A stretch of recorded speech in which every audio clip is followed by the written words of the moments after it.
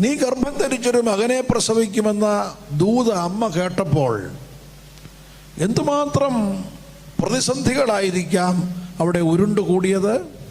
ലോകക്കാരെന്നെ കല്ലെറിയും, Joseph എന്നെ ഉപേക്ഷിക്കും, ഞാൻ അപമാനിതയാവും. പക്ഷേ അതെല്ലാം ഒരു കോണിലേക്ക് മാറ്റി വച്ചിട്ട് ഞാനിതാ അവിടുത്തെ ദാസി, അവിടുത്തെ വാക്കുപോലെ എനിക്ക് ഭവിക്കട്ടെ. സ്തെഫാനോസ് അഗതായുടെ പെരുന്നാളുകളുടെ സമയമാണല്ലോ.